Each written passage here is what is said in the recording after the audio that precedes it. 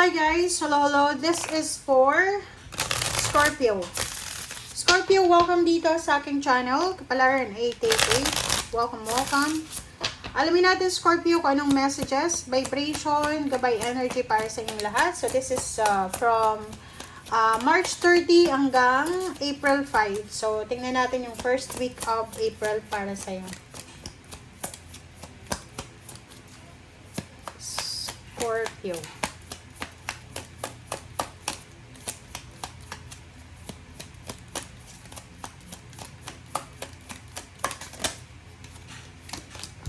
Scorpio. First card natin ay number 31. This is Ace of Clover.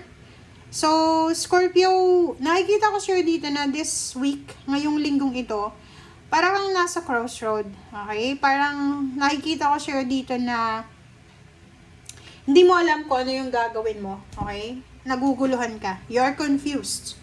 You are parang nasa gitna ka ng decision making na hindi ka makapag-decide kasi naguguluhan ka. Okay. So, you need clarity sa linggong ito.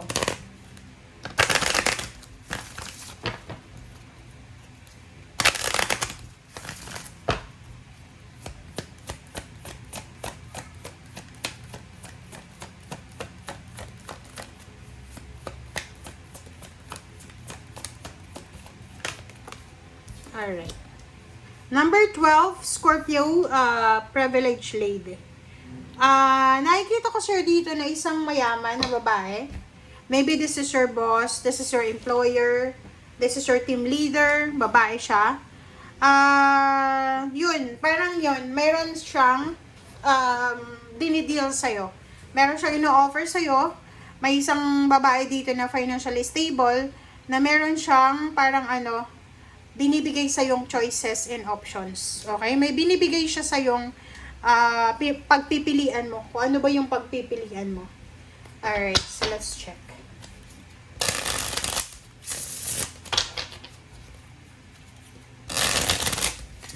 Maybe job offer. Maybe this is your previous boss.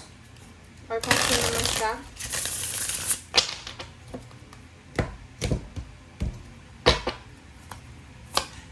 Alright, first card natin is Page of Cups, Queen of Wands, and the Hierophant, the Fool, Justice. Okay, Seven of Swords, Nine of Cups, the Chariot, and Queen of Cups, Wheel of Fortune. Wow, ang galing. Okay, Scorpio, tingnan mo yung baraha mo. Yung Page of Cups dito, sinasabi ng baraha na in the future, okay, regarding sa love life, regarding sa family life, sinasabi ng baraha sa'yo na you are super ambitious, okay?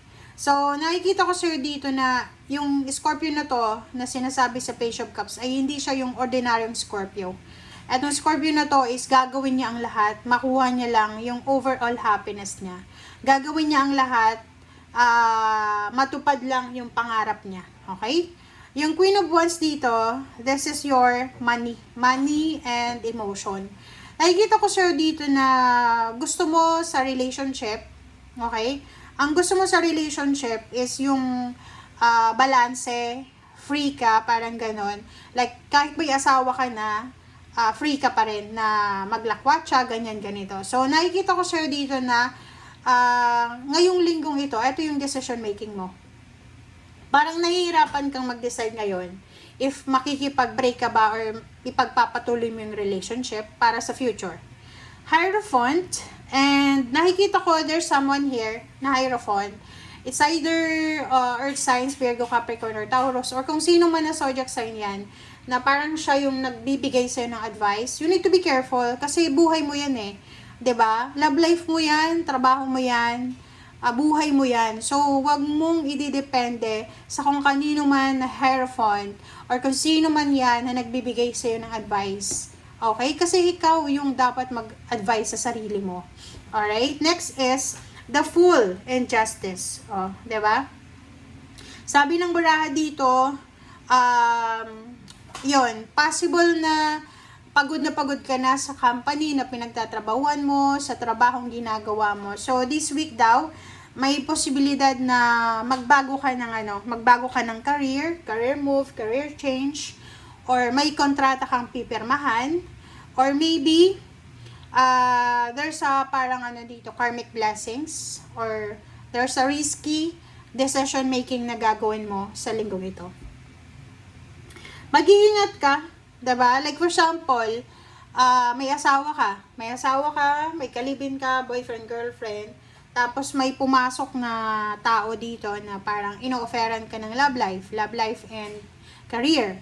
Sinasabi ng bara sa'yo, dito mag-iingat ka. Okay? You need to be careful kasi pwedeng panluloko lang yan. Parang nagtitrip-trip lang siya. Huwag mong seryosohin.